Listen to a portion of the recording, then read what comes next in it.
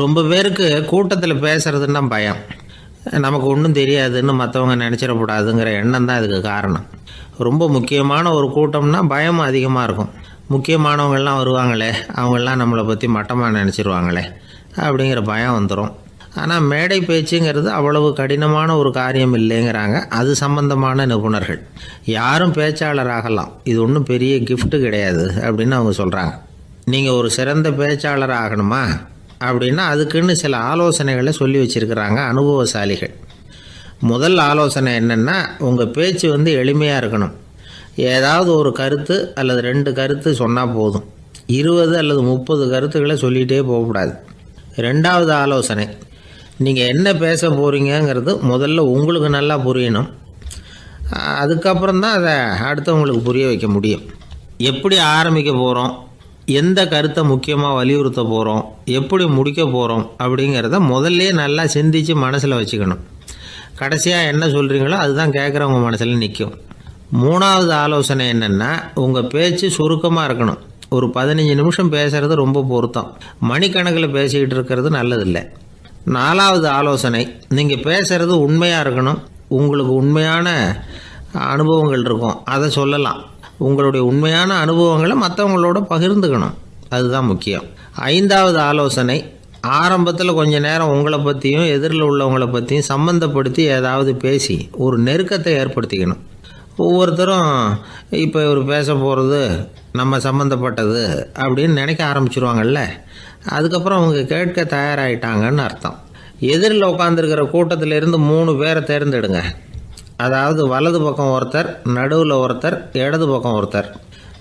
அதாவது உங்களை ரொம்ப கனிவாகவும் ஆர்வமாகவும் பார்க்குறவராக பார்த்து தேர்ந்தெடுத்துங்க மனசுக்குள்ளே. நீங்கள் பேசும்பொழுது என்ன பண்ணணும்னா, இவங்களை நேருக்கு நேராக மாறி மாறி பார்த்துக்கிட்டே பேசுனீங்கன்னா நீங்கள் ஏதோ ஒட்டுமொத்த கூட்டத்தையும் பார்த்து பேசுகிறதாக ஒரு உணர்வு அது ஏற்படுத்திவிடும். 6வது ஆலோசனை என்னென்னா, சொற்பொழிவுன்னா நீங்கள் பேசணும், படிக்கக்கூடாது. எழுதி படிக்கிறது நல்லா இருக்காது. குறிப்புகள் வேணும்னா வச்சுக்கலாம். படிக்கிறது பேப்பர்லேருந்து வர்றது மாதிரி இருக்கும், பேசுகிறது இதயத்திலேருந்து வர்றது மாதிரி இருக்கும். அப்புறம் 7வது ஆலோசனை சொல்கிறாங்க. அது என்னென்னா, மேடையில் ஏறி நின்ன உடனே இயல்பாக மூச்சை இழுத்து விட்டுங்க, இயல்பு நிலைக்கு வாங்க, அதுக்கப்புறம் இயல்பாக பேச ஆரம்பிக்கலாம் அப்படிங்கிறாங்க.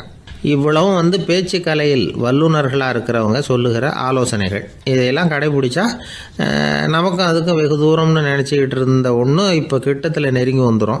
நாம் சொல்கிறபடியெல்லாம் அது கேட்கும். ஒரு பேச்சாளர், அவருக்கு சுருக்கமாகவே பேச தெரியாது.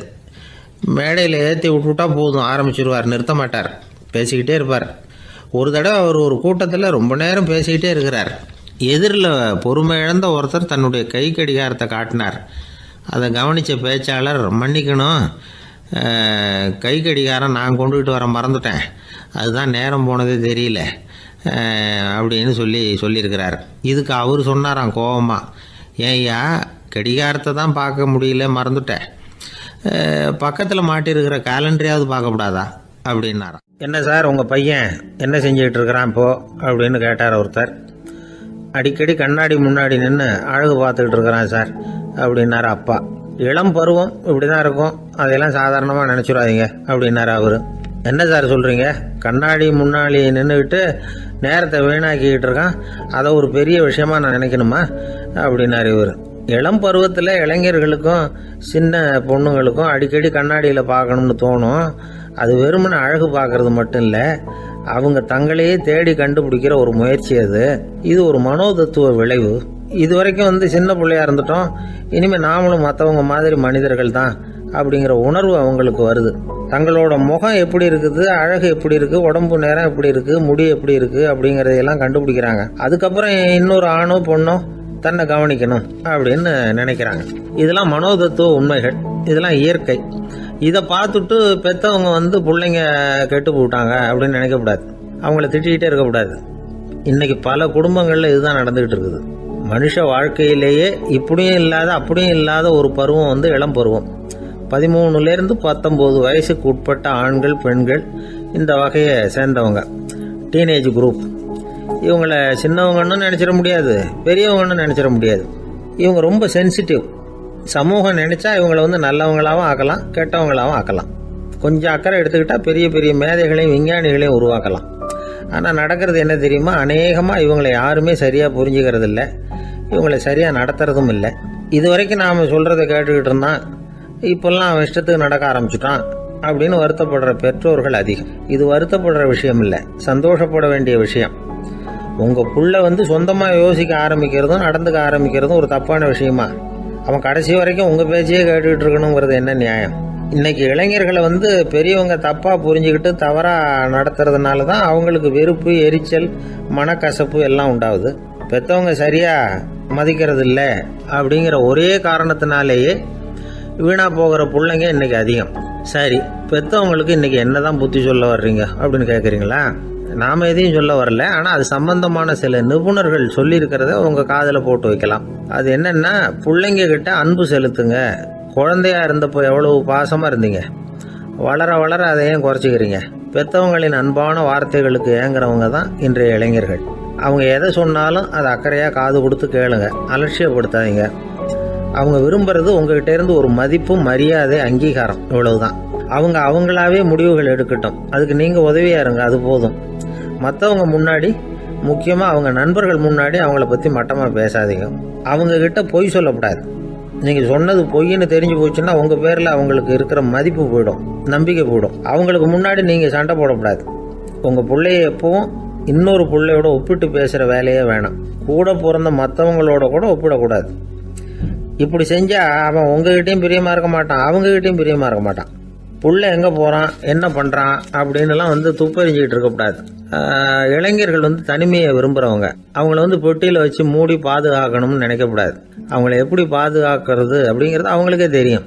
உங்கள் புள்ள எப்படி நடந்துக்கணும்னு நீங்கள் எதிர்பார்க்குறீங்களோ அது மாதிரி நீங்கள் நடந்து காட்டுங்க, அது போதும். ஒரு வீட்டில் அப்பாவும் அம்மாவும் பேசிக்கிட்டு இருக்கிறாங்க, என்னங்க நம்ம பொண்ணு பெரியவளாயிட்டா, அடிக்கடி கண்ணாடி முன்னாடி போய் நின்றுக்கிட்டு இருக்கிறா, சீக்கிரமாக ஒரு பையனை பார்த்து கல்யாணத்தை முடிக்காமல் இப்படி மசன்னு கல் மாதிரி உட்காந்துருக்குறீங்களே அப்படின்னு சத்தம் போட்டாங்க.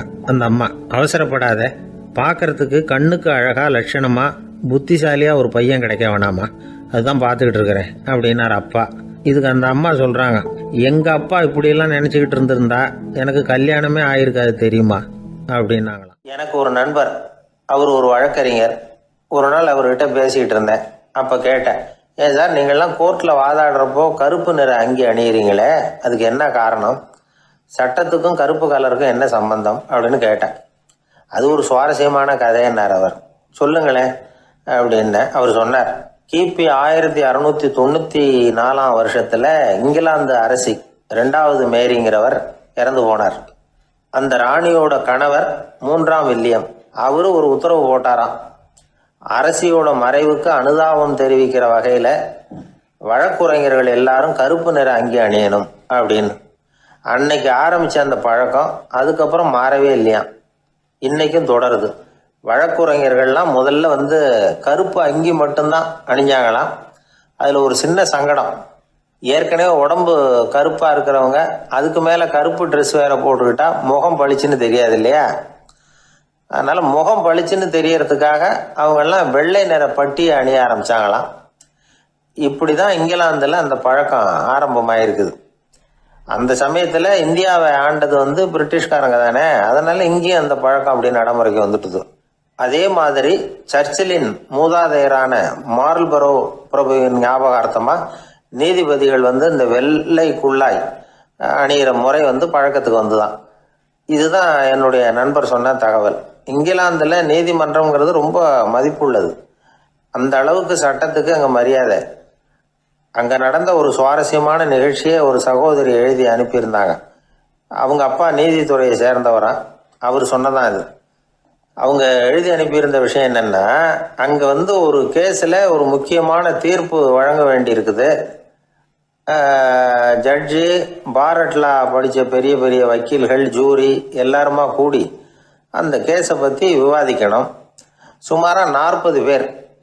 இதுக்காக கோர்ட்டு ஹாலில் விசேஷ சேம்பரில் நுழையிறதுக்கு முன்னாடி அவங்கெல்லாம் தங்களுடைய கோட்டு, தொப்பி எல்லாத்தையும் கழட்டி அங்கே நின்றுக்கிட்டு இருந்த ஒரு அட்டெண்டர்கிட்ட கொடுத்துட்டு உள்ளே போனாங்க.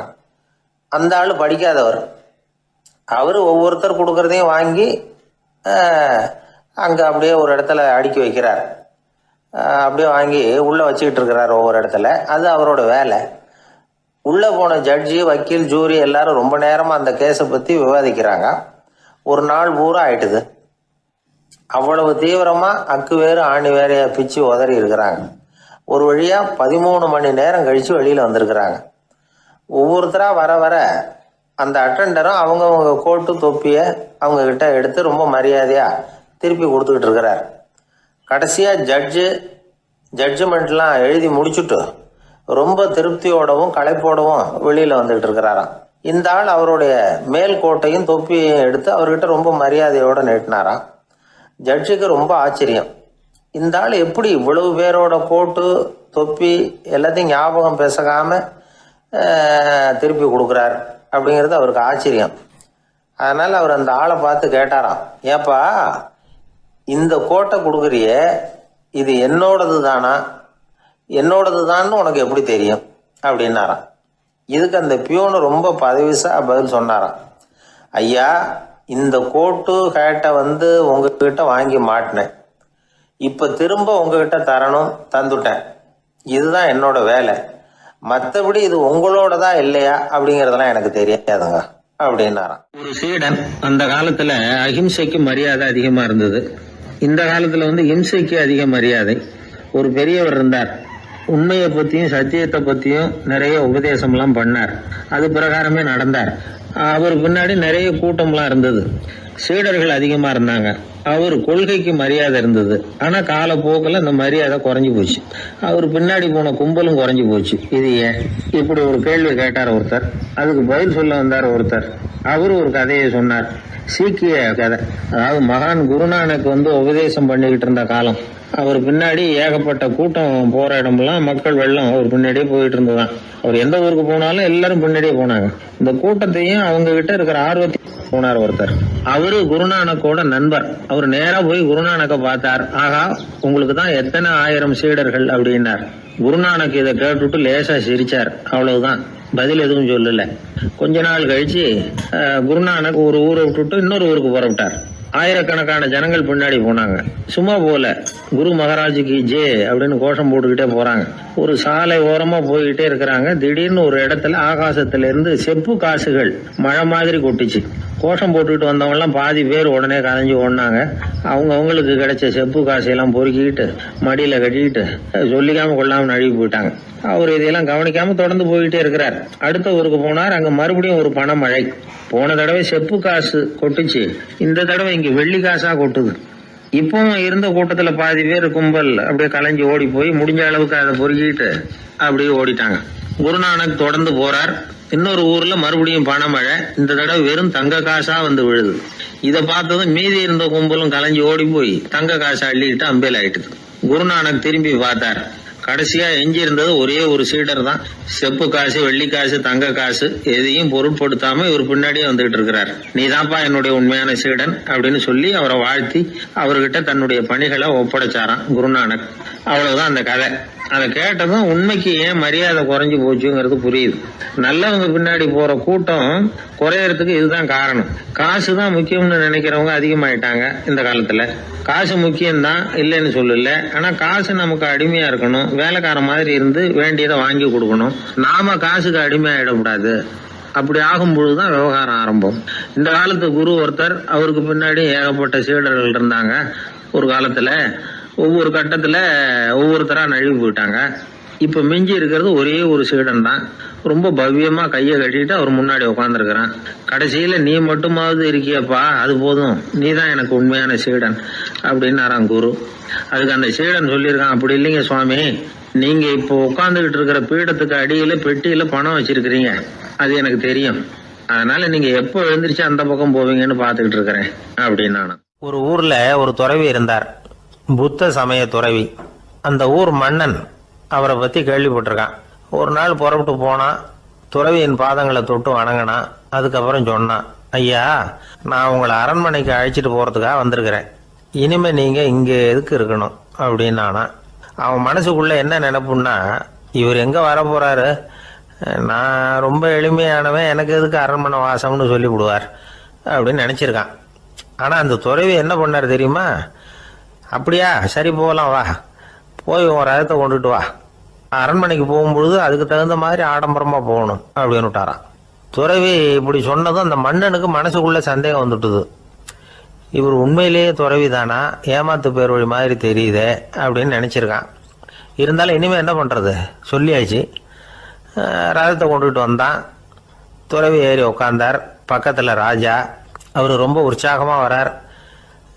இவன் ரொம்ப சோர்ந்து போய் வரான். துறவி மரத்தடியிலேயே வாழ்ந்து பழக்கப்பட்டவர், அரண்மனையில் எளிமையாக ஒரு இடத்துல உட்காந்துக்குவார் அப்படின்னு நினச்சான். ஆனால் அப்படி இல்லை. அரண்மனைக்கு வந்த உடனே அந்த துறவி அதை கொண்டுட்டு வா இதை கொண்டுட்டு வான்னு சொல்லி உத்தரவு போட ஆரம்பிச்சுட்டார். அரண்மனையில் இருந்தால் அரசனை மாதிரி இருக்கணும் அப்படிங்கிறார். ராத்திரி பூரா சௌரியமாக தூங்கினார். பகலில் அரண்மனை தோட்டத்தில் உலாவ வேண்டியது, நீச்சல் குளத்தில் குளிக்க வேண்டியது, இப்படியே பொழுது போக்கிட்டு இருக்கிறார். அந்த அரண்மனையில் துறவி மகிழ்ச்சியாக இருக்கிறார். மன்னனால் அப்படி இருக்க முடியல. அவருக்கு எந்த கவலையும் இல்லை, இவனுக்கு அரசாங்க கவலைகள். துறவி அப்படி இருக்கிறத இவனால் தாங்கிக்க முடியல. ஒரு நாள் அவர்கிட்டயே போய், நான் உங்ககிட்ட கொஞ்சம் பேசணும் நானா. துறவி பார்த்தார். நான் இந்த அரண்மனைக்கு வரும்பொழுதே நீ என்னமோ என்கிட்ட கேட்கணும்னு நினைச்ச. ஏன் காலதாமதம்? நீ அனாவசியமாக உன்னையே தொந்தரவு பண்ணிட்டு இருக்கிற. நீ கவலையாக இருக்கேங்கிறது எனக்கு புரியுது. நான் மரத்தடியில் இருந்தப்போ கூட என்னை அடிக்கடி சந்திச்சுக்கிட்டு இருப்பேன். ஏதாவது விளக்கம் கேட்கறது உண்டு. இங்கே வந்த பிறகு என்னை சந்திக்கிறது கூட அபூர்வமாக போயிட்டுது. நீ இப்போ என்ன கேட்க போறேங்கிறது எனக்கு தெரியும், இருந்தாலும் கேள் அப்படின்னாராம். வேற ஒன்றும் இல்லைங்க, இப்போ உங்களுக்கும் எனக்கு என்ன வித்தியாசம்? 2 பேரும் அரண்மனையில் தான் இருக்கிறோம். நீங்கள் மகிழ்ச்சியாக இருக்கிறீங்க, நான் அப்படி இருக்க முடியல. இவ்வளவுக்கும் நீங்கள் முன்னாடி இருந்தது மாதிரி இல்லை. தினமும் தங்க தேர் கேட்குறீங்க, உயர்தரமான ஆடைகள் அணிகிறீங்க, சுவையான சாப்பாடு. இப்படி இருக்கிறப்போ உங்களுக்கும் எனக்கு என்ன வித்தியாசம்? இதுதான் மன்னனுடைய கேள்வி. இதுக்கு பதில் சொல்கிறேன், என் கூட புறப்பட்டு வா, இந்த நகரத்துக்கு வெளியில் போவோம் அப்படின்னு சொல்லி அரசனை கூப்பிட்டுக்கிட்டு ஊர் எல்லைக்கு சேர்ந்தார் துறவி. அங்கே போய் சொன்னார், இதை பாருப்பா, இந்த இடத்த தான் தேடிக்கிட்டு இருந்தேன். இனிமே நான் திரும்பி வரப்போறதில்ல. நீ என்னோட வர்றியா திரும்பி போறியா அப்படின்னார். நான் எப்படிங்க உங்கள் கூட வர முடியும்? என்னுடைய நாடு, என்னுடைய சொத்துக்கள், மனைவி, மக்கள் எல்லாத்தையும் விட்டுட்டு எப்படிங்க வர்றதுன்னா. இப்போ அந்த துறவி சொன்னார், இப்போ வித்தியாசத்தை தெரிஞ்சுக்கிட்டியா? நான் அரண்மனையில் இருந்தேன், எல்லா வித பொருள்களும் உடையவனாக இருந்தேன். ஆனால் எதையும் சொந்தம் கொண்டாடுறவனா இருக்கல. ஆனால் நீ அப்படி இல்லை, எல்லாத்தையும் சொந்தம் கொண்டாடிக்கிட்டு இருக்கிற. இதுதான் நமக்குள்ள வித்தியாசம் அப்படின்னு சொன்னார். அரண்மனை ஆடைகளை அப்படியே கலைஞ்சார், அரசங்கிட்ட கொடுத்தார். உன்னுடைய ஆடைகளை நீயே வச்சுக்கோன்னார். அவர் பாட்டுக்கு நடந்து போனார், திரும்பியே பார்க்கல. அரசனுக்கு அப்பதான் தன்னுடைய அறியாமை விளங்குச்சான். இதிலிருந்து நாம புரிஞ்சுக்க வேண்டியது என்னன்னா, இந்த உலகத்துல எத்தனையோ பொருள்கள், அதையெல்லாம் முறையா பயன்படுத்தினா மகிழ்ச்சி. அதை விட்டுட்டு அதுக்கெல்லாம் சொந்தம் கொண்டாட ஆரம்பிச்சா கவலை. நம்ம ஆட்கள் சொந்தம் கொண்டாடுற விதமே தனி. ஒரு ஆளு இன்னொருத்தங்கிட்ட ஒரு கொடை கடன் வாங்கியிருந்தான், திருப்பி கொடுக்கல. கொடையை கொடுத்தவன் கேட்டான், என்கிட்ட கடன் வாங்கினிய கொடை, அதை கொஞ்சம் திருப்பி தர்றியான்னா. அது உனக்கு இப்போ அவசரமா தேவைப்படுதா அப்படின்னு கேட்டான் இவன். எனக்கு தேவைப்படல, அந்த கொடையை நான் யாருக்கிட்ட வாங்கியிருந்தேனோ அவனுக்கு இப்போ அது அவசரமா தேவைப்படுது அப்படின்னு நானும். அந்த ஆள். ஒரு அப்பாவுக்கு 2 பிள்ளைங்க. மூத்தவன் ரொம்ப அடக்கம், அப்பா எது சொன்னாலும் கேட்பான், பெரியவங்களுக்கு கீழ்ப்படிஞ்சு நடப்பான். இளையவன் அப்படி இல்லை, தான் நினைச்சதை தான் சொல்லுவான், செய்வான். அடுத்தவங்க சொல்றதை கேட்க மாட்டான், அடங்கி நடக்க மாட்டான். இந்த 2 பேரில் யாரை உங்களுக்கு பிடிக்கும்? பெரியவனை தான் பிடிக்கும். ஏன்னா அவன் தான் சொல்கிற பேச்சை கேட்குறவன் அப்படின்னு சொல்லுவீங்க. ஆனால் ஒரு ஞானி என்ன சொல்கிறார் தெரியுமா? ஒரு குழந்தை அதன் அறிவுக்காக மதிக்கப்பட வேண்டுமே தவிர அதனுடைய கீழ்ப்படியும் தன்மைக்காக அல்ல அப்படிங்கிறார். நம்ம குழந்தைகளை சுயமாக சிந்திக்கிறதுக்கு நாம் விடுறதில்லை, மற்றவங்களை பார்த்து காப்பி அடிக்கிறதுக்கு தான் நாம் அவங்களுக்கு கற்றுக் கொடுக்குறோம். புகழ்பெற்ற மனிதர்கள் சிலருடைய பேரை சொல்லி நீயும் அவர் மாதிரி ஆகணும், இவர் மாதிரி ஆகணும் அப்படின்னு சொல்லிகிட்டே இருக்கிறோம். குழந்தைகள் தங்களுடைய தனித்தன்மையை வளர்த்துக்கிறதுக்கு நாம் தடையாக இருக்கிறோம். ஒரு குழந்தைகிட்ட அனாவசியமாக நம்பிக்கையை வளர்த்துடக்கூடாது, எந்த கோட்பாட்டையும் திணிக்கக்கூடாது. நாம் ஏற்கனவே அர்த்தமில்லாத கருத்துக்களையும் கொள்கைகளையும் மனசில் போட்டு நிரப்பி வச்சிருக்கிறோம். இந்த உலகத்துக்கு புதுசாக சேர்ந்திருக்கிற ஒரு குழந்தையின் தூய்மையான மனசில் நம்ம கருத்துக்களை அறிமுகம் செய்ய அல்லது திணிக்கிறதுக்கு நமக்கு எந்த அதிகாரமும் கிடையாது. ஒரு குழந்தைய நீ இந்த மதத்தை சேர்ந்தவன் அப்படின்னு பிறந்ததுமே ஒரு முத்திரை குத்தி விடுறோம். இது அதோட சுதந்திரத்தை ஆரம்பத்திலேயே கிள்ளி எறிகிறது மாதிரி தான். நீங்கள் ஒரு மதத்தின் வழிமுறைகளை கடைப்பிடிச்சிக்கிட்டு வர்றீங்க, அந்த வழியில் போய்கிட்டு இருக்கிறீங்க, சரி, அதனால் போகிறீங்க. அதுக்காக உங்கள் குழந்தையையும் அதே வழியில் தான் வரணும் அப்படின்னு கட்டாயப்படுத்துறதுக்கு உங்களுக்கு என்ன உரிமை இருக்குது? அந்த குழந்தை சுயமாக சிந்திச்சு ஒரு முடிவுக்கு வரட்டுமே, அதுக்கு நீங்கள் ஏன் தடையாக இருக்கிறீங்க? நமக்கு உண்மையிலேயே நம்ம குழந்தை மேலே அன்பு இருந்தால் இது மாதிரி திணிப்பு வேலைகளை செய்யக்கூடாது. திணிப்பு வேலைகளிலிருந்து குழந்தைகளை காப்பாற்றினா போதும். அதுதான் ரொம்ப முக்கியம். அடுத்த தலைமுறை அற்புதமான தலைமுறையாக உருவாகும். நாம் தான் சாதி மத சங்கடங்களில் மாட்டிக்கிட்டு தவிக்கிறோம். அவங்களாவது சாதி மத வேறுபாடு இல்லாத சமுதாயத்தை பார்க்கட்டுமே, அந்த சௌகரியங்களை அனுபவிக்கட்டுமே. அதுக்கு நாம் என்ன செய்யணும்னா ஒன்றும் செய்யாமல் இருந்தால் போதும். ஒரு குழந்தைகிட்ட நம்ம கருத்தை திணிக்கும் பொழுது என்ன ஆகுது தெரியுமா? அது அவனை அவங்ககிட்ட இருந்தே அப்புறப்படுத்தி விடுது. அவனுடைய தனித்தன்மையை அழிச்சுடுது. அவனை ஒரு எல்லைக்குள்ளே திணிச்சுடுது. இதெல்லாம் அன்புங்கிற பேரால் பெற்றோர்கள் செய்கிற தப்பு. இதெல்லாம் கேட்டுக்கிட்டு இந்த காலத்தில் அப்பா ஒருத்தர் சொன்னார், நான் கருத்துக்களை எல்லாம் என் பையன்கிட்ட திணிக்கிறது இல்லைங்க, ஆனால் அதிகமாக சாப்பிட சொல்லி கட்டாயப்படுத்துவேன் அப்படின்னார். உங்கள் வீட்டு சமையல் அவ்வளவு நல்லா இருக்குமான்னு கேட்டாங்க. நல்லா இருந்தால் நான் ஏன் அவனை சாப்பிட சொல்லி கட்டாயப்படுத்த போகிறேன் அப்படின்னார். கிபி 1078 மார்ச் மாதம் 19 திங்கட்கிழமை அதிகாலை நேரம் ஒரு குழந்தை பிறந்தது. எங்க தெரியுமா? காஸ்பியன் கடலுக்கு தெற்கே பாரசீக மொழி வழங்கிய தபரிஸ்தான் மாநிலத்துல ஜீலான்கிற புனித நகர், அதோட புறநகர் பகுதியில் உள்ள நீப்புங்கிற ஊர்ல தான் அந்த குழந்தை பிறந்தது. அந்த இடம் இப்போ ரஷ்யாவில் இருக்கு. அந்த குழந்தை யாருன்னு நினைக்கிறீங்க? அதுதான் முஹித்தீன் பெருமான், ஆன்மீக சாதனைகள் புரிந்த மகான் முஹித்தீன் ஆண்டகை. தன்னுடைய 18வது வயசுல உயர்கல்விக்காக ஜீலான் நகரத்தை விட்டு பகுதாத் நகரத்துக்கு புறப்பட்டு போறார். இளம் பிராயம் தானே, அதனால துணைக்கு ஒரு வர்த்தக கூட்டத்தோட சேர்ந்து போயிட்டு இருக்கிறார். ரொம்ப தூரம் போகணும். ஒவ்வொரு இடமா தங்கி தங்கி போயிட்டு இருக்கிறாங்க. ஒரு இடத்துல ஒரு கொள்ளை கூட்டம் பயங்கரமான ஆயுதங்களோட அவங்கள வழிமறிச்சுட்டுது. அந்த வர்த்தக கூட்டம் வச்சிருந்த பொருள்களை எல்லாம் அவங்க பறிச்சு விடுறாங்க. இவங்களும் பயந்துகிட்டு இருந்தது எல்லாத்தையும் அவங்க கிட்ட கொடுத்துடுறாங்க. முஹித்தீன் ஆண்டகை மட்டும் இதையெல்லாம் பார்த்துக்கிட்டு தனியா ஒதுங்கி நிற்கிறார். ஒரு 18 வயசு பையன் மட்டும் இப்படி தனியா அநாத சிறுவன் மாதிரி நின்றுட்டு இருக்கிறத அந்த கொள்ளை கூட்டத்தில் இருந்த ஒருத்தன் பாக்குறான். கிட்ட நெருங்கி வர்றான். அலட்சியமாகவும் கிண்டலாகவும் உங்ககிட்ட ஏதாவது இருக்குதா அப்படின்னு கேட்கறான். இவங்கிட்ட என்ன இருக்க போகுது அப்படிங்கிற நம்பிக்கையில அவன் அப்படி கேட்கறான். உடனே இவரு ஓ இருக்குதே, என்கிட்ட 40 தீனார் இருக்கு அப்படிங்கிறார். இப்படி சொல்லியும் அந்த கொள்ளைக்காரனுக்கு நம்பிக்கை வரல. என்னிடம் விளையாடாத, பொய் சொல்லாத, உண்மையை சொல்லு அப்படிங்கிறான் அவன். உண்மையை தான் சொல்றேன், என்கிட்ட 40 தீனார் இருக்கு அப்படிங்கிறார் இவர். எங்க வச்சிருக்கிற அப்படின்னு கேக்குறான். சட்டையின் விழாப்புறத்துல உள்ள பகுதியில அதை வச்சு தச்சிருக்கிறாங்க அப்படின்னு உண்மையை சொல்றார். உடனே கொள்ளை கூட்ட தலைவன் அதை கத்தியால கீறிப்பார் அப்படின்னு உத்தரவு போடுறான். அந்த சட்டையை கிழிக்கிறாங்க. உள்ள இருந்து 40 பொற்காசுகளும் பொல பொலன்னு கீழே கொட்டுச்சு.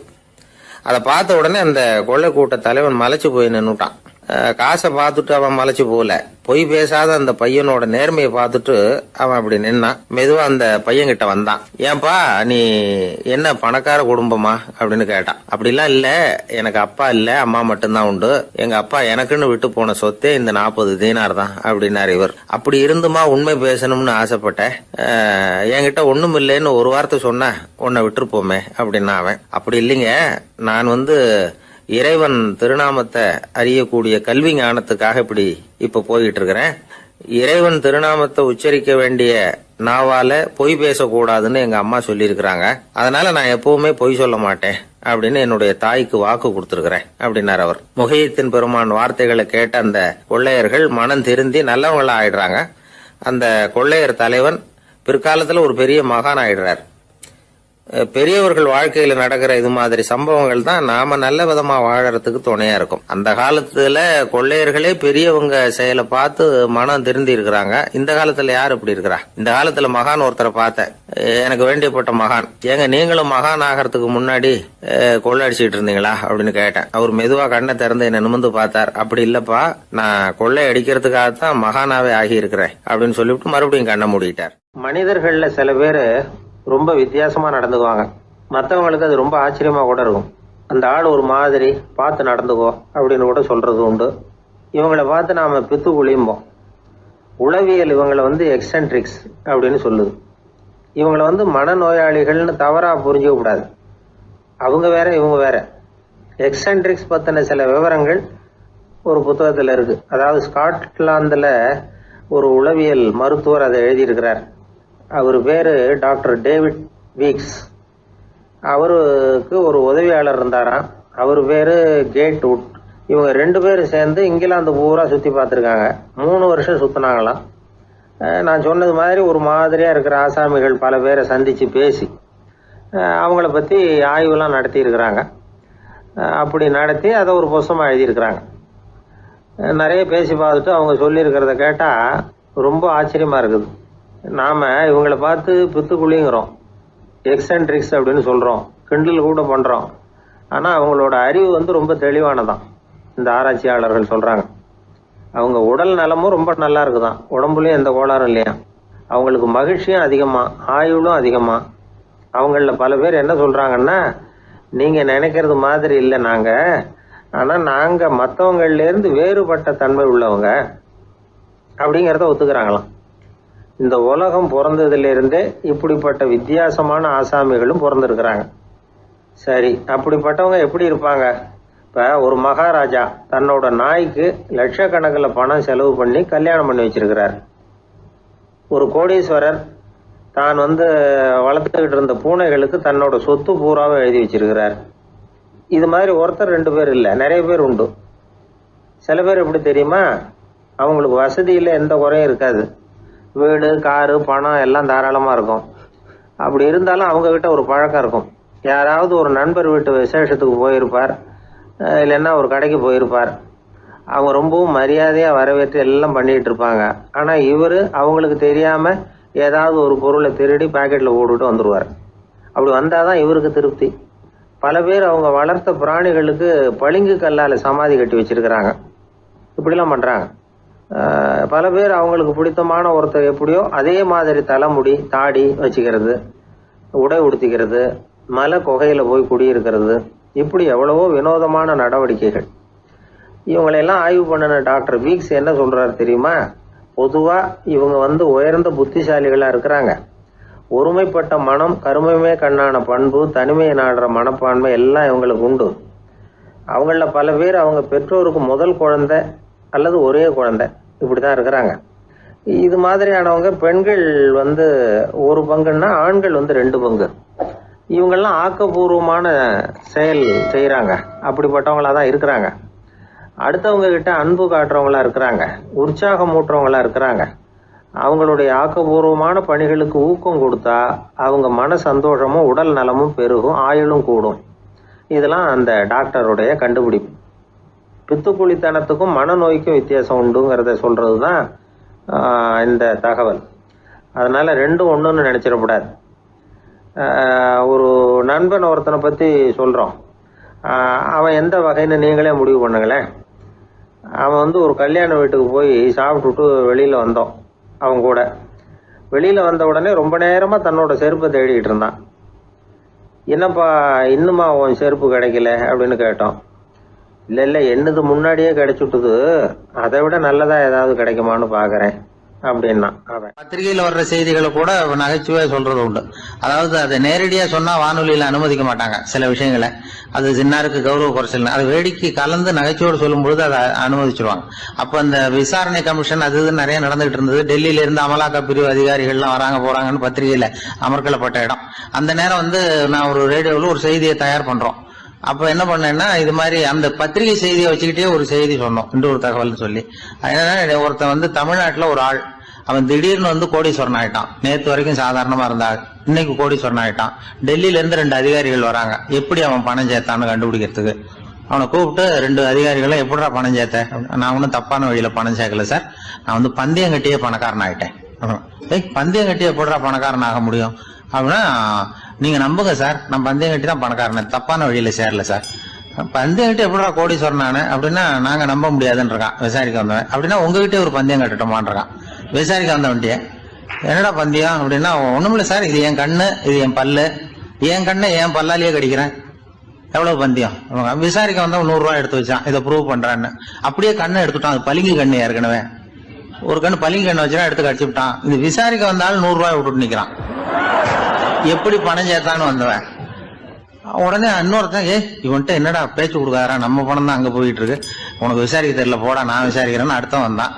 அது நீ ஒழுங்கா சொல்றேன், எப்படிடா பணம் சேர்த்தேன் சார், நீங்க கொஞ்சம் புத்திசாலியா தெரியுது அவரை விட, நீங்களாவது நம்புங்க சார், பந்தயம் கட்டி தான் பணம் சேர்த்தேன், நான் நம்ப முடியாது. அப்படின்னா உங்ககிட்ட இன்னொரு பந்தயம் கட்டட்டுமா அப்படின்றான். வேண்டாம், அவனை ஏமாத்தி விட்டேன் என்னால வேண்டான்றான். இல்ல சார், அவரு ஏமாந்தது பொய் கண்ணு, பளிங்கு கண்ணுன்னு தெரியாது, ஏமாந்துட்டார்.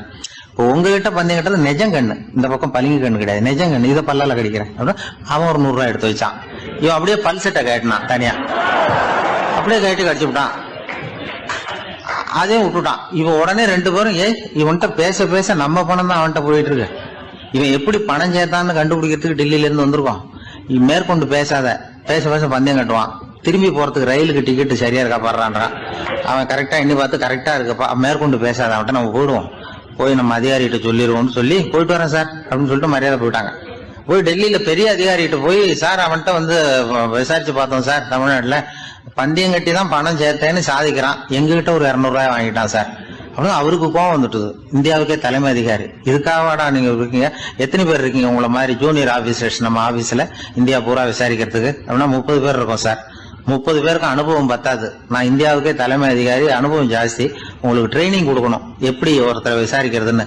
30 பேரும் ஒரு ரூம்ல வந்து உட்காருங்க, ஒரு ஆள் போய் அந்த ஆள் தமிழ்நாட்டுல இருந்து இங்க கூப்பிட்டுட்டு வா, வர்ற வரைக்கும் அவன்கிட்ட பேசாதீங்க, பந்தயம் கட்டுவான், மெதுவா கொண்டு வந்து நிறுத்து அப்படின்னா ஒரு ஆள் வந்து ஸ்பெஷலா கூப்பிட்டு போட்டான். இது மாதிரி மேடையில நிறுத்திவிட்டு ஒரு தலைமை அதிகாரி 30 ஜூனியர் அதிகாரிகள் அவங்களுக்கு பயிற்சி கொடுக்குறார். இவனை பார்த்து, ஒழுங்கா சொல்லு, எப்படி பணம் சேர்த்த, நான் இந்தியாவுக்கே தலைமை அதிகாரி, என்கிட்ட உண்மையை ஒத்துக்கிட்டீங்கன்னா உன்னை அப்ரூவர் ஆக்கிடுவேன் அல்லது தண்டனையை குறைப்பேன், அந்த அதிகாரம்லாம் என்கிட்ட உண்டு, ஒழுங்கா சொல்லு அப்படிங்கிறார். அவர், சார் நீங்க இந்தியாவுக்கே தலைமை அதிகாரி, அனுபவம் ஜாஸ்தி, நீங்களாவது நம்புங்க சார், நான் பந்தயம் கட்டி தான் பணம் சேர்த்தேங்கிறான். இங்கேயே வந்து இப்படி சாதிக்கிறேன், உன்னை நம்ப முடியாதரா அப்படின்னா உங்ககிட்ட ஒரு பந்தயம் கட்டட்டுமா நானா அவர்கிட்ட போய், வேணாண்டா என் ஆளை ஏமாத்தி விட்டேன் அப்படின்னா. இல்ல சார், அவங்க ஏமாந்தது என் உடம்ப பத்தின ரகசியம், என் கண்ணு பளிங்கு கண்ணுன்னு தெரியாது, நான் பல்செட்டு கட்டியிருந்தது தெரியாது, ஏமாந்துட்டாங்க. இப்ப நான் உங்ககிட்ட கட்டுற பந்தயம் உங்க உடம்ப பத்தின ரகசியம். என் உடம்புல என்னடா ரகசியம், முதுகுல, உங்க முதுகுல 1 ரூபா அகலத்துக்கு கருப்பா ஒரு மச்சம் இருக்கு, உண்டா இல்லையானா, இல்லேன்னு தெரியும் அவருக்கு.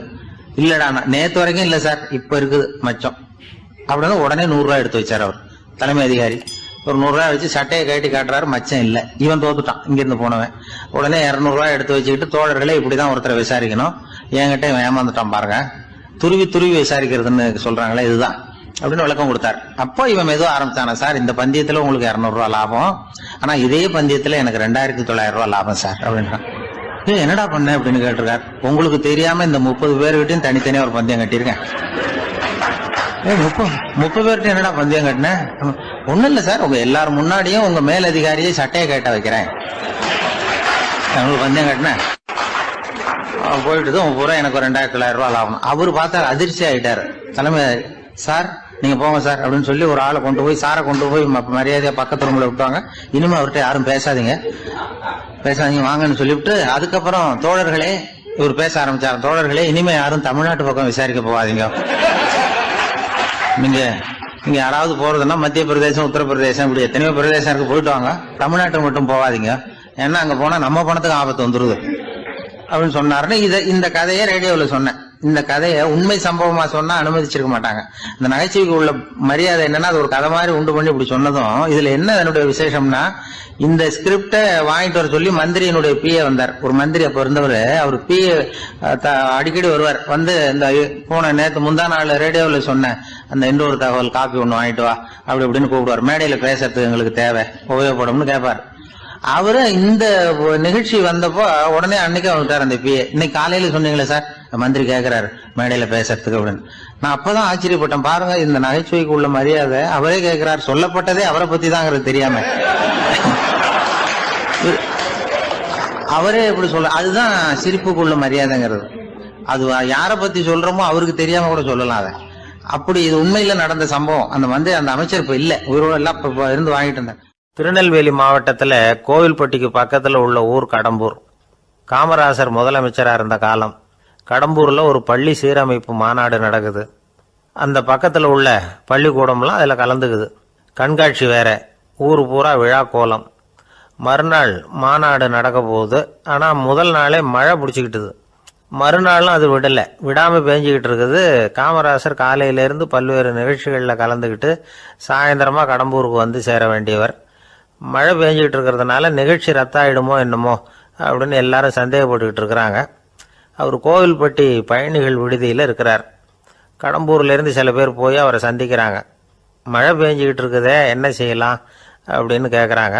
மழை பெஞ்சா நல்லது தானே, அதுக்காக மாநாட்டை எதுக்காக ரத்து செய்யணும்? ஆசிரியர்கள் எவ்வளவு கஷ்டப்பட்டு ஏற்பாடு பண்ண மாநாடு, கட்டாயம் வந்துடுறேன் அப்படின்னாராம் காமராசர். உடனே புறப்பட்டார். மழையை பொருட்படுத்தாத மக்கள் கூட்டம், அது கலையாமல் காத்துக்கிட்டு இருக்கிறாங்க அவ்வளோ பேரும். தலைவர் வந்துட்டார்னு தெரிஞ்சது ஜனங்களுக்கு ஏகப்பட்ட உற்சாகம். ஜனங்கள் அவ்வளவு உற்சாகமாக வரவேற்றாங்க. மாநாடு ஆரம்பமாச்சு. மலர் மாலைகள் மலை மாதிரி குவிய ஆரம்பிச்சுட்டுது. வரிசையாக ஒவ்வொரு கல்வி நிலையம் சார்பாகவும் வரவேற்பு பத்திரம் வாசித்து கொடுக்குறாங்க. என்ன வாசிக்கிறாங்கங்கிறத காமராசர் கூர்ந்து கவனிக்கிறார். ஏகப்பட்ட புகழ் மொழிகள், ரொம்ப பாராட்டி புகழ்ந்து என்னென்னமோ வாசிச்சுக்கிட்டு இருக்கிறாங்க.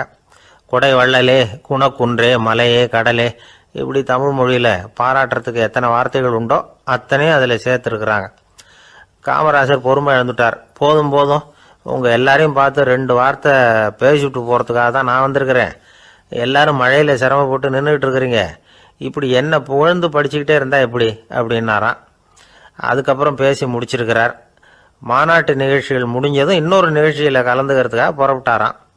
ஒரு திறந்த ஜீப்பில் அவரை ஊர்வலமாக அழைச்சிக்கிட்டு போயிருக்கிறாங்க. தெருவில் 2 பக்கமும் ஏகப்பட்ட கூட்டம். அங்கங்கே ஜீப்பை நிறுத்தி ரோஜா மாலை, ஜருக மாலை இப்படி போட்டுக்கிட்டே இருக்கிறாங்க. அதையெல்லாம் அப்படி அப்படியே வாங்கி அங்கங்கே நின்றுக்கிட்டு இருந்த குழந்தைகள்கிட்டையும் தாய்மார்கள்கிட்டையும் கொடுத்துக்கிட்டே போகிறார். அந்த சமயத்தில் கூட்டத்துக்கு அப்பால் ஒரு பெரியவர் கையில் ஒரு மல்லிகை சரத்தோடு நின்றுட்டு இருக்கிறார். அவரால் முண்டி அடிச்சுக்கிட்டு முன்னால் வர முடியல. காமராசர் இதை கவனிக்கிறார். அவ்வளவுதான், உடனே நிறுத்தப்பா வண்டியை அப்படிங்கிறார். ஜீப்பு நிற்கிது. டிரைவரை பார்த்து, அதோ பார், அங்கே ஒருத்தர் நிற்கிறார் பார், அவரை இங்கே அழைச்சிட்டு வா அப்படின்னாராம். கூட்டம் வழி விடுது. அந்த பெரியவரை கிட்டத்தில் அழைச்சிட்டு வர்றாங்க. காமராசர் அவரை பார்த்து, வாங்க வாங்க, நல்லா இருக்கீங்களா அப்படின்னு சத்தம் போட்டு உற்சாகமாக விசாரிக்கிறாராம். பெரியவர் கண்களில் கண்ணீர், பேச்சு வரல. மல்லிகை சரத்தை அவருக்கு போடுறார். கொஞ்ச நேரம் அவர்கிட்ட பொறுமையாக பேசிக்கிட்டு இருந்துட்டு அவரை அனுப்பி வைக்கிறார் காமராசர். பெரியவர் போனதுக்கு அப்புறம் காமராசர் பக்கத்தில் இருந்தவங்க கிட்ட சொல்கிறார் அந்த பெரியவரை பற்றி. அந்த காலத்தில் ரொம்ப கஷ்டப்பட்டவர் இவர், ஜெயிலுக்கு போனவர் அப்படின்னு ரொம்ப உருக்கமாக நெகிழ்ந்து போய் சொல்கிறார்.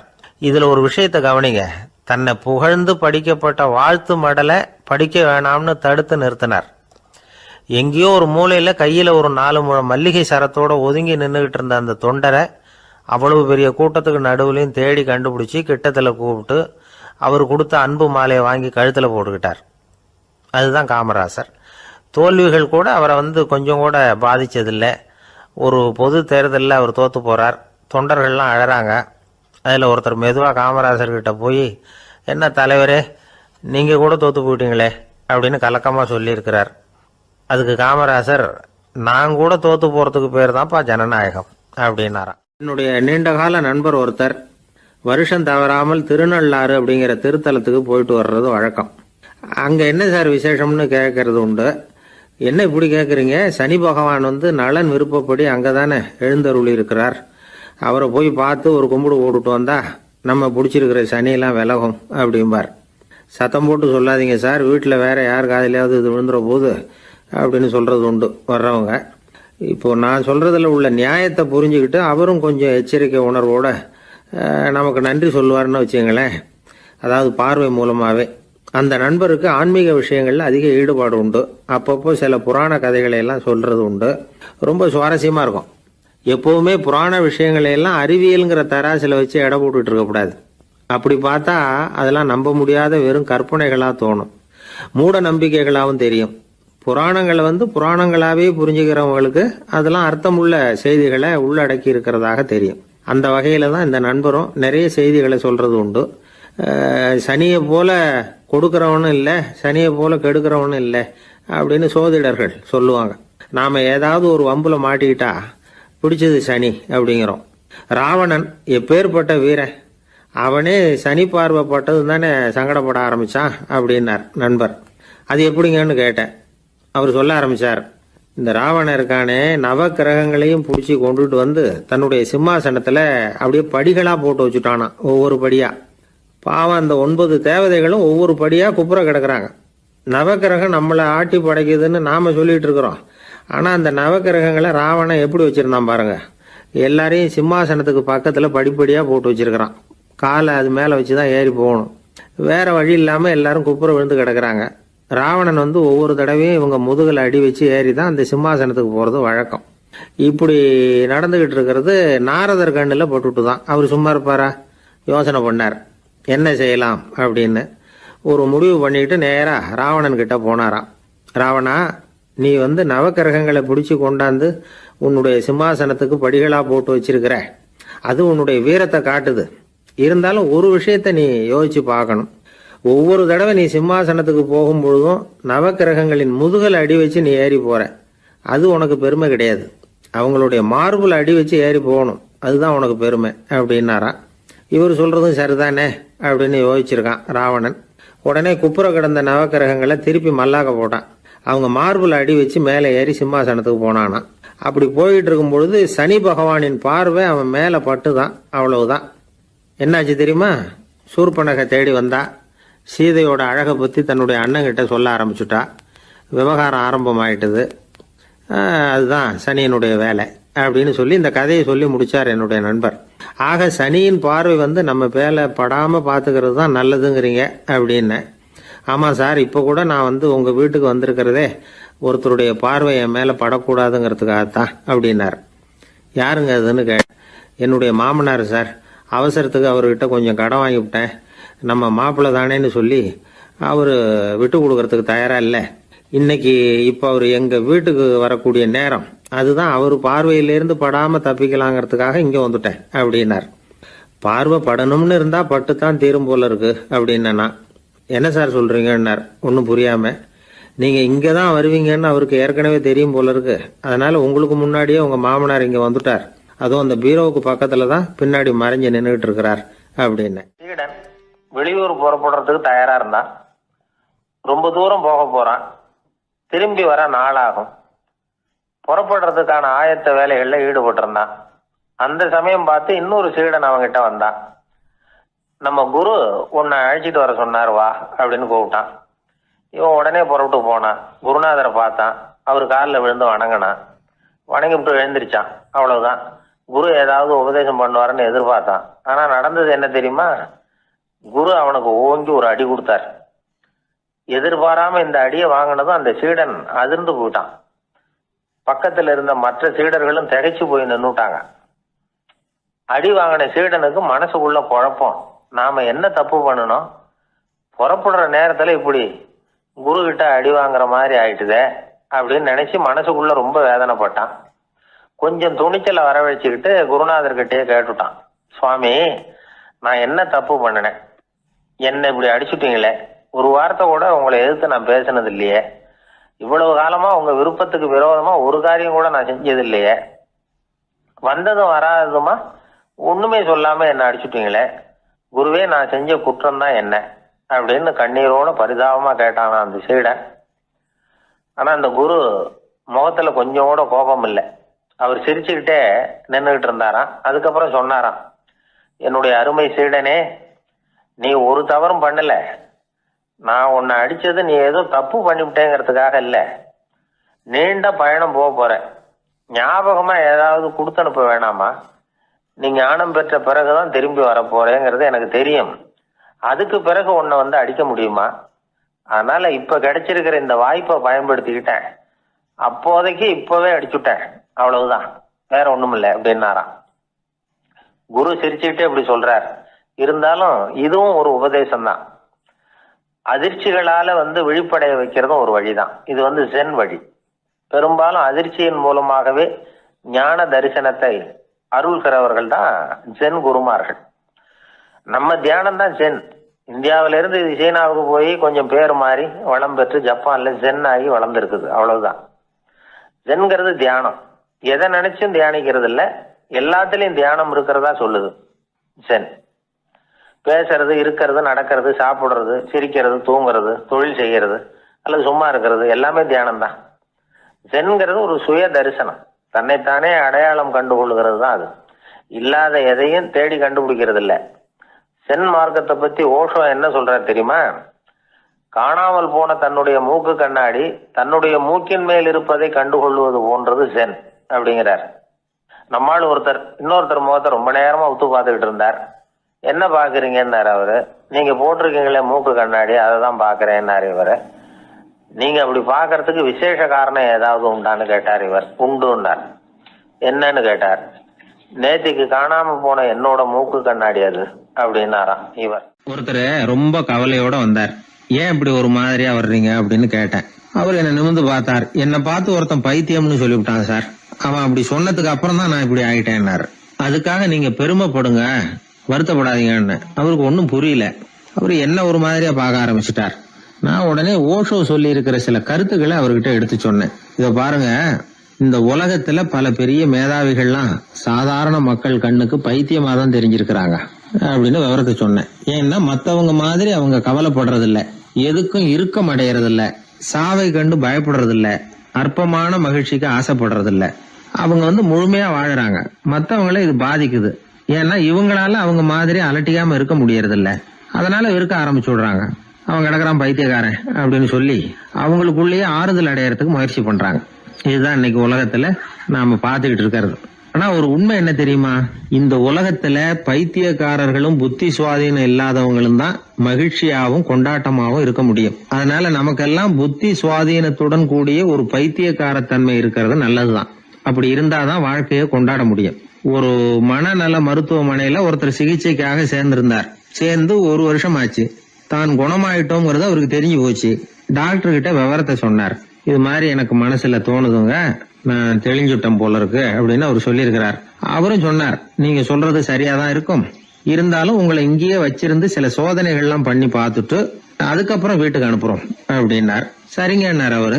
அதே மாதிரி அவரை மேற்கொண்டு கொஞ்ச நாள் தங்க வச்சு சோதனைகள்லாம் பண்ணி பார்த்துட்டு இவர் சொல்றது உண்மைதான்னு தெரிஞ்சது. இவர் புத்தி சுவாதீனம் சரியா இருந்தது, இவர் நல்ல நிலைமைக்கு வந்துட்டாருங்கிறது டாக்டருக்கு புரிஞ்சுது. அதுக்கப்புறம் சரி, நீங்க சொன்னது சரி, இனிமே நீங்க வீட்டுக்கு போகலாம் அப்படின்னு சொல்லி அனுப்பி வச்சார். இவர் வீட்டுக்கு வந்துட்டார். அதுக்கப்புறம் இவர் தன்னுடைய அனுபவங்களை சொன்னாராம். எப்படி இருந்தது மருத்துவமனை வாழ்க்கை அப்படின்னு கேட்டிருக்கிறாங்க நண்பர்கள்லாம். அப்போ இவர் சொன்னாராம், இத பாருங்க, நான் 1 வருஷம் பைத்தியங்களோட பைத்தியமா வாழ்ந்தேன். அதுல கொஞ்சம் கூட எனக்கு சிரமம் தெரியல. அந்த 1 வருஷமும் 1 வினாடியா போனது மாதிரி இருக்குது. ஆனா நான் புத்தி தெளிஞ்சதுக்கு அப்புறம் 1 வாரம் அவங்களோட இருந்தேன் பாருங்க, அந்த 1 வாரம் தான் எனக்கு 1 யுகமா தெரிஞ்சது. அவ்வளவு கஷ்டப்பட்டேன் அப்படின்னாராம். அதனால ஒரு கூட்டத்திலிருந்து வேறுபட்டு வாழறதுங்கிறது கொஞ்சம் சிரமம் தான். பைத்தியங்களுக்கு மத்தியில பைத்தியமா இருந்துடலாம், பைத்தியங்களுக்கு மத்தியில புத்தி சுவாதீனம் உள்ளவனா இருக்கிறதுக்கு ரொம்ப சாமர்த்தியம் தேவைப்படுது. அதனாலதான் இந்த உலகத்துல நாம வாழும் பொழுது மற்றவர்களை அனுசரிச்சு வாழணும். பைத்தியங்களுக்கு மத்தியில பைத்தியமா இருந்தாதான் சுகம் அப்படிங்கிறது தான் இவங்க சொல்ல வர்ற உண்மை. ஹிட்லர் ஒரு சமயம் ஒரு பைத்தியக்கார ஆஸ்பத்திரிக்கு போனாராம் பார்வையிடறதுக்காக. மன நோயாளிகளை எல்லாம் வரிசையா நிறுத்தி வச்சிருந்திருக்கிறாங்க. அவர் வந்த உடனே எல்லாரும் ஹிட்லர் வாழ்கன்னு கத்தணும் அப்படின்னு அங்க உள்ள டாக்டர் சொல்லி வச்சிருக்கிறார். ஏற்கனவே சொல்லி வச்சிருக்காரு, ஹிட்லர் வரப்போறார், வந்தது எல்லாரும் ஹிட்லர் வாழ்கன்னு நீங்க சொல்லணும், கத்தணும் சொல்லி வச்சிருக்காரு. சரின்ட்டு நிக்கிறாங்க. ஹிட்லர் வந்தார்.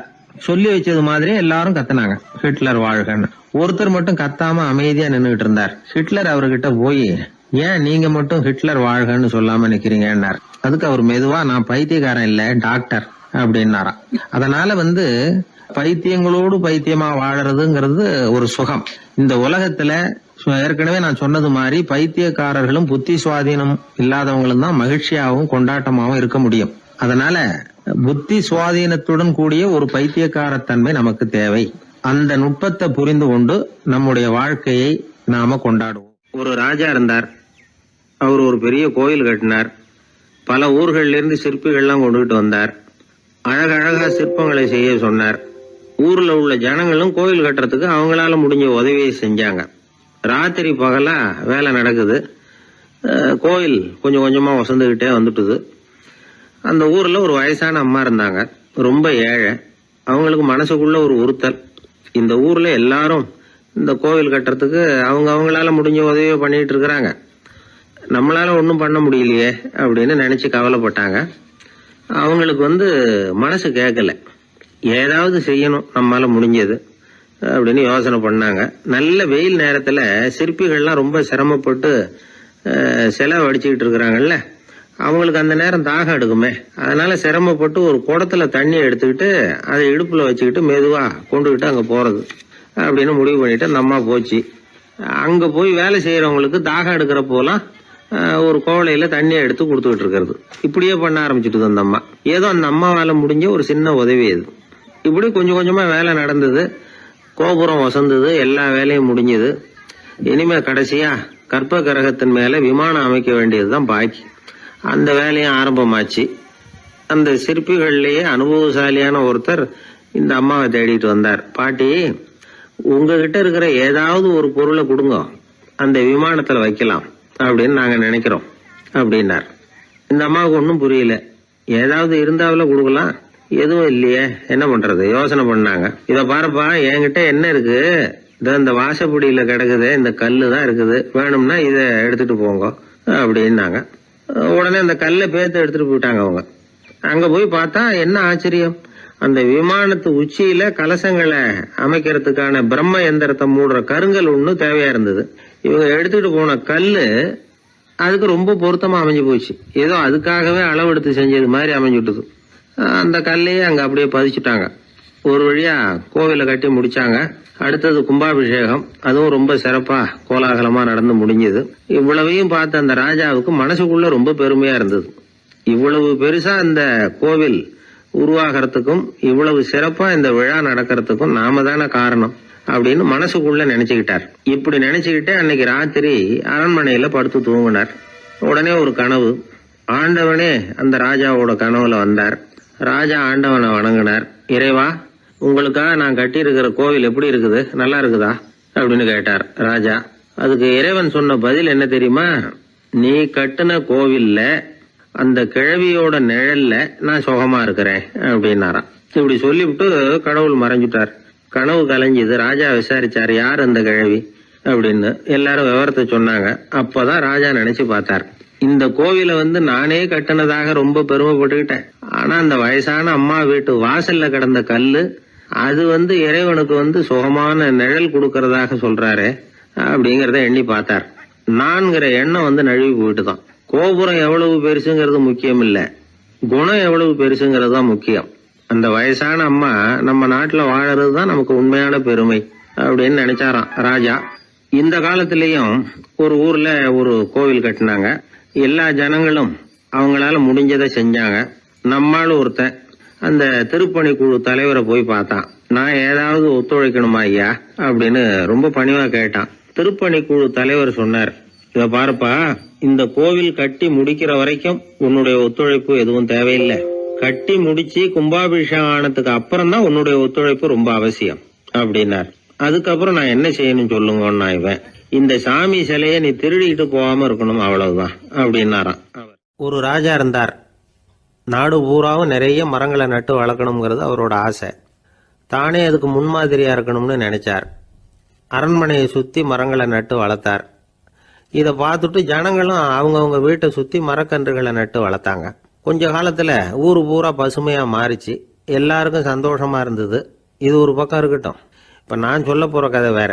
அதாவது அந்த ராஜா ஒரு நாள் தன்னுடைய அரண்மனைய சுத்தி இருக்கிற விதவிதமான மரங்களை எல்லாம் போய் பார்த்தார். எப்படி இருக்கிறீங்க அப்படின்னு ஒவ்வொரு மரத்துக்கிட்டையும் விசாரிச்சாராம். எந்த மரமும் சந்தோஷமா இருக்கிறதா தெரியல. அது அதுக்கும் மனசுல ஒரு குறை.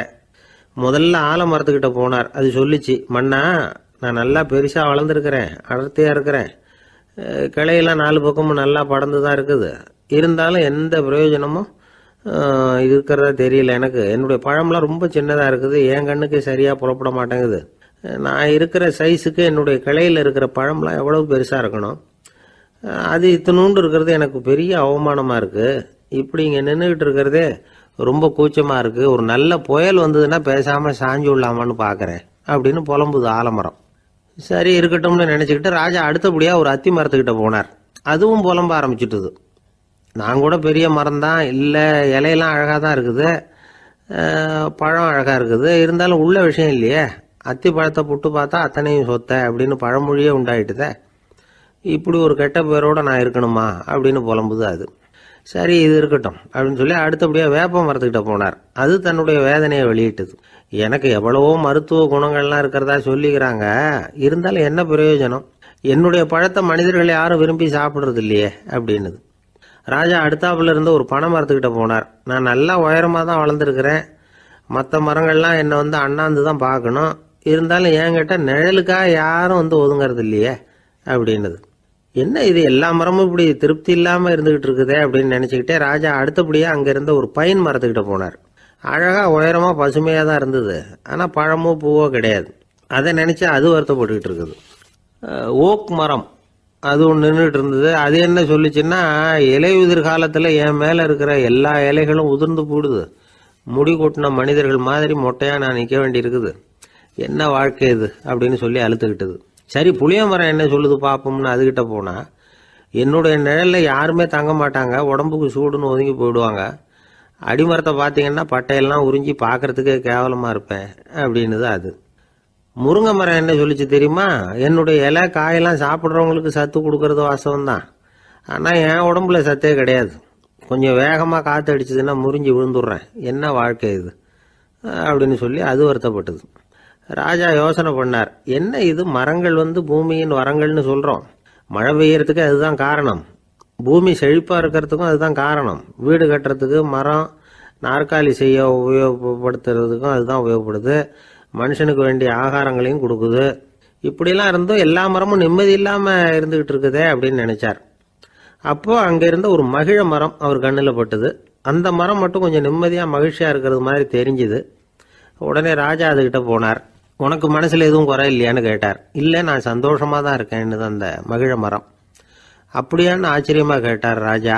ஆமாம் மன்னா, இந்த இடத்துல நீங்கள் ஒரு முருங்கை மரத்தையோ வேப்ப மரத்தையோ கூட நட்டிருக்கலாம், ஆனால் இந்த இடத்துல நடுறதுக்கு என்ன தேர்ந்தெடுத்துருக்குறீங்க, அதுவே எனக்கு பெருமை, அதுவே எனக்கு திருப்தி அப்படின்னு தான் மகிழ மரம். மகிழ மரம் சாதாரணமாக தான் இருக்கும், இளம் மஞ்சள் நிறத்தில் பூக்கள், அது காய்ந்தும் மனம் வீசும். மகிழ மரம் மாதிரி மன திருப்தியோடு வாழறதுக்கு நாம் கற்றுக்கணுமா. நாம் இந்த உலகத்தில் ஒரு நாயாவோ நரியாவோ கூட பிறந்திருக்கலாம், மனுஷனாக பிறந்திருக்கிறோம், அதுவே பெருமை தானே. இந்த நிறைவு தான் மகிழ்ச்சியின் ரகசியம். ஒரு பையன் அப்பா கிட்ட போய், அப்பா நீங்கள் இந்த உலகத்தில் ஒரு மனுஷனாக பிறந்தது என்னோட அதிர்ஷ்டம் நானா. ஏண்டா அப்படி சொல்கிறேன்னு இருக்கார் அப்பா.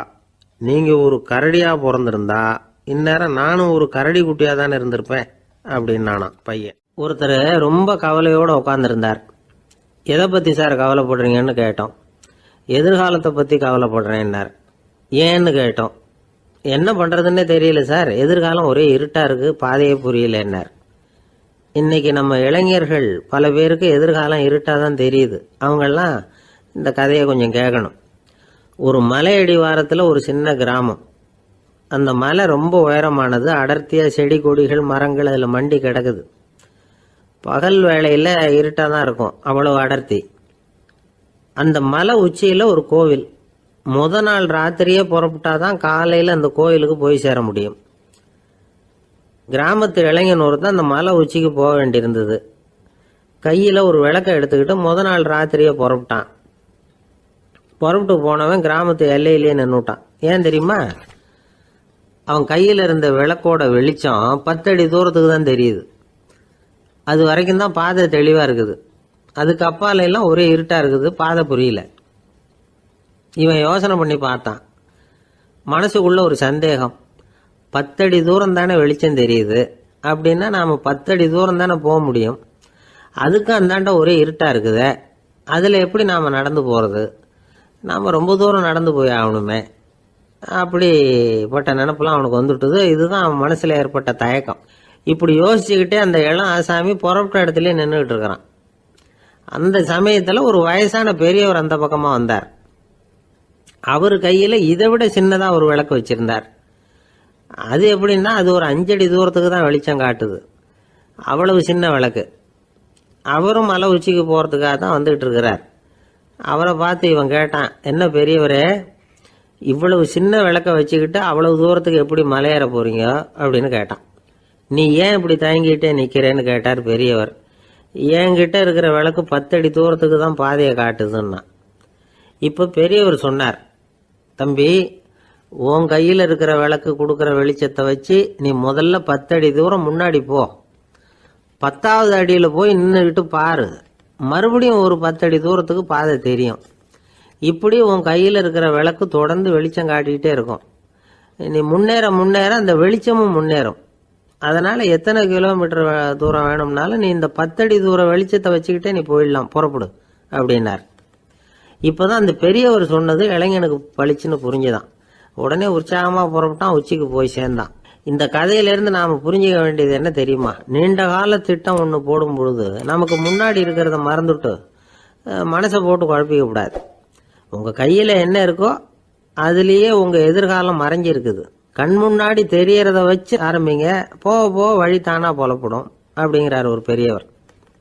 பெரிய பயணங்களையெல்லாம் இப்படி தான் நடத்த வேண்டியிருக்கும். ஒவ்வொரு அடியாக எடுத்து வச்சா ஓடி போய் சேர்ந்து விடலாம். மலைச்சு போய் நின்றுட்டா நின்றுக்கிட்டே இருக்க வேண்டியது தான். நம்ம ஆள்லாம் ரொம்ப மோசமான இருக்கிறாங்க. ஒருத்தன் அப்படி தான் நீண்ட தூர பிரயாணம் ஒன்று புறப்பட்டான். ரயில் போய்கிட்டே இருந்தது. கொஞ்சம் தூரம் போச்சு, பாதி வழியில் கையில் வச்சுருந்த டிக்கெட்டை காற்றுல விட்டுட்டான். ஐயோ என் டிக்கெட்டு போயிட்டுதே அப்படின்னு கத்த ஆரம்பிச்சுட்டான். பக்கத்தில் இருந்த பெரியவர் அவனை பார்த்து பரிதாபப்பட்டு, கவலைப்படாத தம்பி, போனால் போகுது, வேற டிக்கெட் வாங்கிக்கலாம் அப்படின்னு ஆறுதல் சொன்னார்.